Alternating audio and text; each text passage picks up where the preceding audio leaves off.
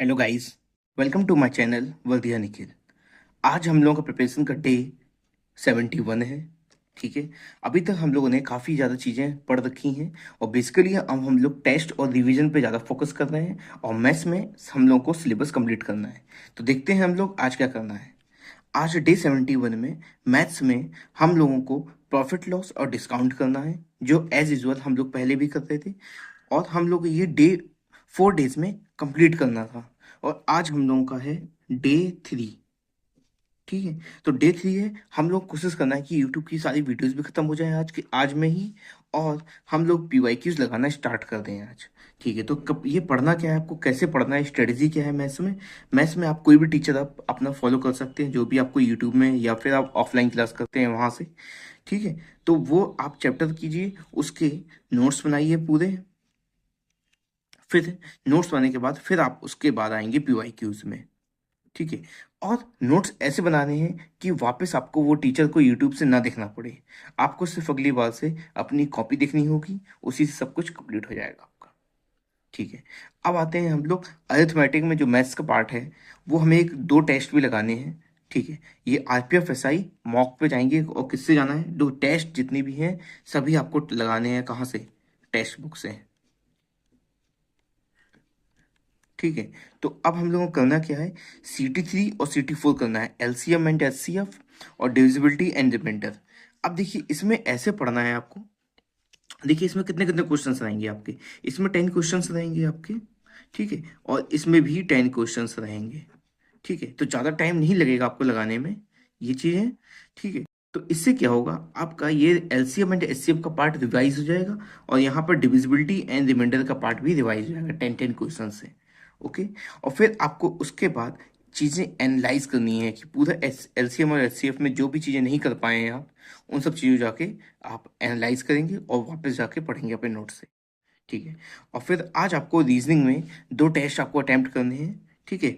और ये किसके हैं, आरपीएफ कांस्टेबल के हैं। एक है PYST 4 और PYST 5। PYST 4 जो है 4 फरवरी 2019 का पेपर है, ये प्रीवियस ईयर पेपर है। ठीक है। और ये वाला है 5 फरवरी 2019 में, जो स्विफ्ट 1 में आया था। स्विफ्ट 1। ठीक है। टेक्स्ट बुक में वहां पर स्विफ्ट 1 नहीं लिखा होगा। स्विफ्ट 1 में ये लोग नहीं लिखते हैं, स्विफ्ट नहीं लिखते हैं, जो स्विफ्ट पहले होती है। ठीक है। तो इसको हम लोग क्या करेंगे, आपको जैसे आप जो पढ़ाई कर रहे हैं अपनी, वो स्लॉट्स में कर रहे हैं। हम लोगों ने 3 या फिर 4 स्लॉट्स में अपना डिवाइड कर रखा है। ठीक है। तो आप क्या करेंगे, जो पहला स्लॉट होगा, स्लॉट 1 में आप एक एक टेस्ट लगा देंगे। और जो आपका होगा स्लॉट 3 या लास्ट में जो भी है, जब भी आपका मन करे तो ये वाला लगा लेंगे आप। दूसरा वाला रीजनिंग का टेस्ट है वो लगा लेंगे। ठीक है। इसमें कितने क्वेश्चंस रहते हैं आपके, 35 क्वेश्चंस होंगे, तो ज़्यादा टाइम नहीं लगेगा, आप इजीली लगा लेंगे। और जिस टॉपिक में आपको प्रॉब्लम हुई है वो टॉपिक आप रिवाइज करेंगे। ठीक है। अगर देखिए ये आपके 35 क्वेश्चंस हैं, अगर किसी के 20 के नीचे क्वेश्चन सही हो रहे हैं तो उसकी रीजनिंग बहुत ज़्यादा वीक है और उसको अपने कंसेप्ट अच्छे से देखने की बहुत ज़्यादा ज़रूरत है। ठीक है। अब आते हैं हम लोग जनरल नॉलेज में। आज क्या करना है हम लोगों को, देखो जीके वाले पार्ट में हम लोग जो टेस्ट लगाएंगे वो आईपीएफ एसआई के मॉक के लगाने हैं हम लोगों को। ठीक है। और हिस्ट्री में करना है CT 6 और CT 7, मौर्यन डायनेस्टी और पोस्ट मौर्य डायनेस्टी। ठीक है। तो ये करना है। और पॉलिटी में करना है CT 37 और CT 38, जो स्टेट गवर्नमेंट और जुडिशरी है। और ज्योग्राफी में करना है CT 47, जो हम लोगों का पार्ट है मिसलेनियस का, और ये हम लोगों की है वर्ल्ड ज्योग्राफी, वर्ल्ड जियोग्राफी। ठीक है। और फिजिक्स में है CT 5, जो है फोर्स। और केमिस्ट्री में CT 21, केमिकल रिएक्शन। और बायोलॉजी में CT 34, cell structure and functions. अब देखिए बेसिकली आपको क्या फोकस करना है कि जैसे आप लोग लगा रहे हैं, मान लेता हूँ मैं फिजिक्स से क्वेश्चन लगाया आपने फोर्स का। ठीक है। तो इसमें क्या है, हर एक सिटी में आपके 10 क्वेश्चन हैं। ठीक है। तो आपको क्या करना है, ये फोर्स का जितने भी क्वेश्चंस हैं उसके नीचे टेक्स्ट बुक में थ्योरी दी रहती है। ठीक है। तो वो आपको लगाने की बहुत ज़्यादा ज़रूरत है। अगर आप वो थ्योरी पढ़ेंगे तो एक फ़ायदा ऐसे मिलता है कि एक क्वेश्चन से हम लोग 4 क्वेश्चन के बराबर हम लोग कर लेते हैं। कि थ्योरीज के 4 ऑप्शंस होते हैं, जो 4 ऑप्शन से हम लोग को वो थ्योरी मिलती है। वो जरूरी नहीं है अगली बार जब एग्जाम में क्वेश्चन आएगा तो यही क्वेश्चन आएगा, नहीं आएगा। हो सकता है जो हम थ्योरी पढ़ रहे हैं उससे क्वेश्चन आ जाए।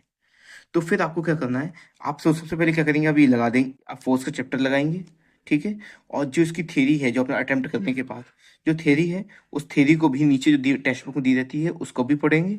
और फिर इतना ध्यान देंगे, इसको जब कंप्लीट, जब आपका ये पूरा कंप्लीट हो जाएगा फोर्स का, और जो चीज़ें आपको नहीं मिल रही हैं वो आप अपने नोट्स में लिखते जाएंगे, ठीक है। और फिर उसके बाद ल्यूसेंट में जो चैप्टर आपका फोर्स का है उसको भी पूरा रिवाइज कर देंगे। बस इस टाइप से आपको पढ़ना है। अब जैसे आपने पढ़ा, मान लीजिए आज पढ़ा है स्टेट गवर्नमेंट, तो स्टेट गवर्नमेंट में जितने भी क्वेश्चंस आए हैं वो क्वेश्चंस को आप इसमें आपके टेक्स्ट बुक में जितने भी क्वेश्चंस आए हैं उन क्वेश्चंस को आप देखेंगे, और उनकी टेक्स्ट बुक के क्वेश्चंस के नीचे ही थ्योरी होती है, उस थ्योरी को पढ़ेंगे। और जो थ्योरी आपके नोट्स में नहीं है उसको आप अब जाके आके अपने नोट्स में ऐड कर देंगे। तो बस इस टाइप से आपकी चीज़ें नोट्स में ऐड होती जाएंगी, जो बहुत ही एग्जाम के लिए इम्पोर्टेंट है। तो आज आपको इस टाइप से पूरी पढ़ाई करनी है। फिर उसके बाद है आपकी अपनी विश लिस्ट। अगर आपको टाइम मिल रहा है और आपको कुछ इम्पोर्टेंट टॉपिक्स आपको मन है आज पढ़ने का, तो वो आप अपने हिसाब से बना सकते हैं कि आज मुझे, ये मान लेते हैं एलसीएम पढ़ना है, तो आपने अपना सारा कुछ एलसीएम का पढ़ दिया। आज मुझे मान लेते हैं ये संगम संगम पीरियड के बारे में पढ़ना है, तो मैंने आज संगम पीरियड के बारे में पूरा पढ़ दिया, रिवाइज कर दिया अपने नोट से, ठीक है। आज मुझे स्ट्रेटेजी के पढ़नी है तो उसको पूरा रिवाइज कर दिया। जो भी चैप्टर पढ़ना है, आपको डांस पढ़ना है या सॉन्ग्स के बारे में पढ़ना है या म्यूजिक के बारे में पढ़ना है, उसको आप अपना कंप्लीट कर देंगे। तो इस टाइप से आपको चीज़ें अपनी पूरी कंप्लीट करनी है। तो फिर आज के लिए इतना ही है। आपको ये सब चीज़ें मैथ्स में, रीजनिंग और जीके में इतनी चीज़ें कंप्लीट करनी है, और इतना अगर आप ऐसे आप रोज पढ़ते रहेंगे तो ये मैं मानता हूँ कि बहुत ज़्यादा एग्जाम के लिए इनफ होगा, और आपका इजीली सिलेक्शन तो हो ही जाएगा, आप अच्छी रैंक से सिलेक्शन लेंगे। आप इजीली, हो सकता है कि टॉप 100 में आप रैंक लेके आ जाएं अगर आप ऐसे ईमानदारी से रोजाना पढ़ रहे हैं तो। ओके, तो आज के लिए इतना ही। Thank you.